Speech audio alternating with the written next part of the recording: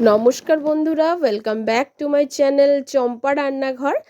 আজ আমি আপনাদের সঙ্গে শেয়ার করব নিরামিষ বাঁধাকপির রেসিপি। একটা স্পেশাল মশলা দিয়ে তৈরি করে দেখাবো আমার আজকের এই রেসিপি।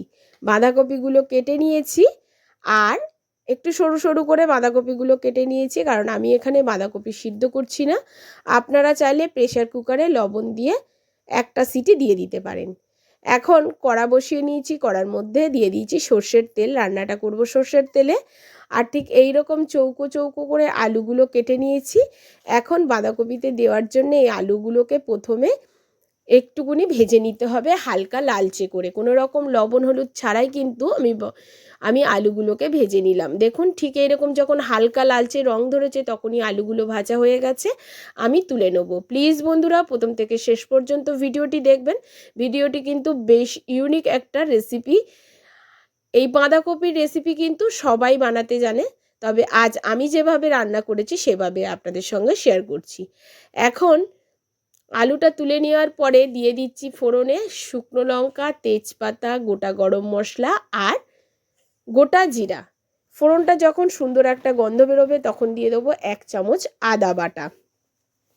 দিয়ে দেবো এখানে টমেটো, একটা টমেটোকে দিয়ে দেবো। দিয়ে আদা টমেটোটাকে প্রথমে নাড়াচাড়া করে হালকা করে ভেজে নেব।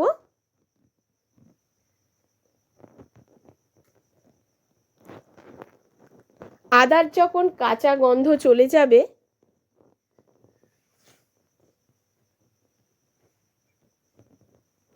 তখন এর মধ্যে দিয়ে দিতে হবে পরিমাণ মতো লবণ। লবণটা দিলে বন্ধুরা টমেটোটা কিন্তু একটু গলে যাবে।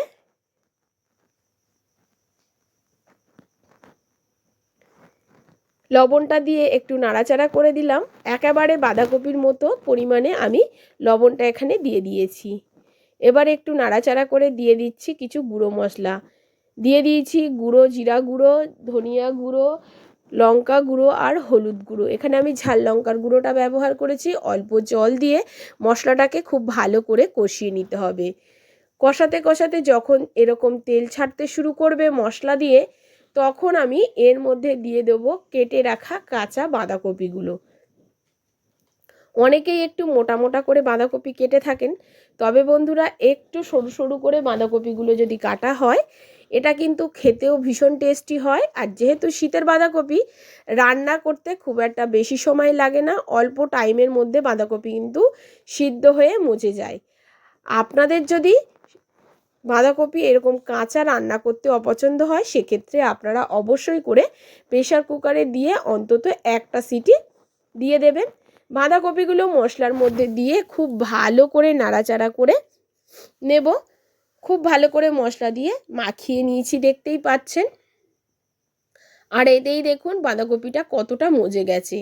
এবার এটাকে ঢাকা চাপা দিয়ে রাখলে কিন্তু বাঁধাকপিটা আরও মজে যাবে, জল ছাড়তে শুরু করবে আর বাঁধাকপিটা কিন্তু সেদ্ধ হয়ে যাবে। এখন এর মধ্যে আমি দিয়ে দেবো ভেজে রাখা আলুগুলো। বাঁধাকপি আলু একসাথেই সেদ্ধ হয়ে যাবে ঢাকা দিলে। আর দিয়ে দেবো কিছুটা কড়াইশুঁটি। এবারে এটাকে একটু নাড়াচাড়া করে একটা থালা দিয়ে এটাকে ঢাকা চাপা দিয়ে রাখবো মিনিট 5 মতো। প্লিজ বন্ধুরা, আমার এই ছোট্ট চ্যানেলে আপনাদের সাপোর্ট আর সাহায্যের খুবই প্রয়োজন। প্লিজ সাপোর্ট করবেন আর পাশে থাকবেন। আমি জানি আপনারা কিন্তু অনেকেই আমার থেকেও খুব ভালো বাঁধাকপি রান্না করতে পারেন, তবে আমি যে স্পেশাল মশলা দিয়ে আজকের বাঁধাকপিটা রান্না করে দেখাচ্ছি বন্ধুরা, স্বাদে গন্ধে হবে অপূর্ব। খিচুড়ির সাথে জাস্ট জমে যাবে। কাল আছে সরস্বতী পুজো, তো অবশ্যই কিন্তু খিচুড়ির সাথে এই বাঁধাকপির রেসিপিটি একবার বানিয়ে দেখতে পারেন। এখন 5 মিনিট পর ঢাকাটা খুলে নিচ্ছি। দেখুন বন্ধুরা, মিডিয়াম ফ্লেমে আমি ঢাকা দিয়ে রেখেছিলাম, কতটা জল বেরিয়েছে। আবারও একটু নাড়াচাড়া করে এটাকে ঢেকে দেবো আরও 2 থেকে 3 মিনিটের জন্য। 3 মিনিট পর আমি ফিরে আসব। 3 মিনিটের মধ্যে আমি একটা মশলা বানিয়ে নেব, যে স্পেশাল মশলাটা না দিলে এই বাঁধাকপির স্বাদটা একদমই ভালো লাগবে না। সেই স্পেশাল মশলাটা এখন বানিয়ে নেব। কড়ার মধ্যে বাঁধাকপিটাকে ঢাকা দিয়ে রেখেছি, আর একটা কড়াতে দিয়ে দিচ্ছি গোটা জিরে, গোটা ধনিয়া, গোটা গরম মশলা আর একটা শুকনো লঙ্কা। এবার এটাকে লো টু মিডিয়াম ফ্লেমে খুব ভালো করে নাড়াচাড়া করে ড্রাই রোস্ট করে নিতে হবে। ঠিক যখন এইরকম রং ধরবে তখনই মশলাটা ভাজা হয়ে যাবে, তুলে নেব। তবে বন্ধুরা মাথায় রাখবেন, মশলাটা যদি পুড়ে যায় আর বাঁধাকপির টেস্ট কিন্তু একেবারে নষ্ট হয়ে যাবে। এখন 3 মিনিট পরে আবারও ঢাকনাটা খুলে নিলাম, আর দেখুন এখন দেখেই বোঝা যাচ্ছে যে বাঁধাকপিগুলো বেশ সেদ্ধ হয়ে গেছে। একটা আলু ভেঙেও আপনাদেরকে দেখিয়ে দেবো, আলু আর বাঁধাকপি সব সেদ্ধ হয়ে গেছে। এবার একটু নাড়াচাড়া করে আরও একটু মজতে দেবো বাঁধাকপিটা, আর একটা দুটো আলু একটু ভেঙে দেবো যাতে একটু মাখা মাখা টাইপের হয়। দেখুন আপনারা চাইলে এই রকমও ভাবে রান্না করে খেতে পারেন, আপনাদের যার যার পছন্দ মতো আপনারা রান্না করে খেতেই পারেন।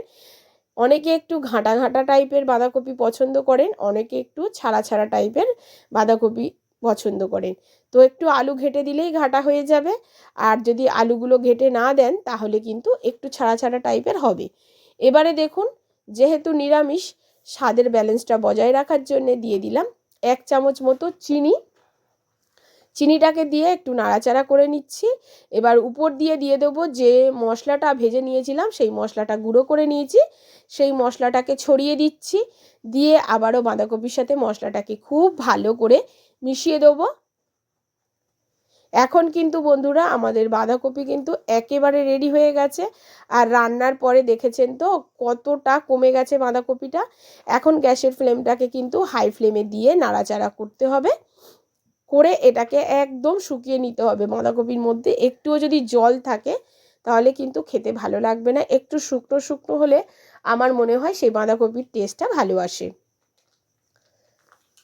এখন উপর দিয়ে একটু ধনেপাতা ছড়িয়ে দিচ্ছি, দিয়ে গ্যাসের ফ্লেমটাকে অফ করে দেবো। দিয়ে একটা প্লেটে আমি বাঁধাকপিটাকে সার্ভ করে নেব। গরম গরম ভাতে খান বা রুটি, লুচি, পরোটা বা খিচুড়িতে খান, খেতে লাগবে অসাধারণ এই বাঁধাকপির রেসিপিটি। প্লেটে তুলে নিচ্ছি। দেখুন বন্ধুরা কতটা সুন্দর দেখতে হয়েছে, কত সুন্দর স্বাদ। আপনারা একবার বাড়িতে বানিয়ে খেলে বুঝতে পারবেন।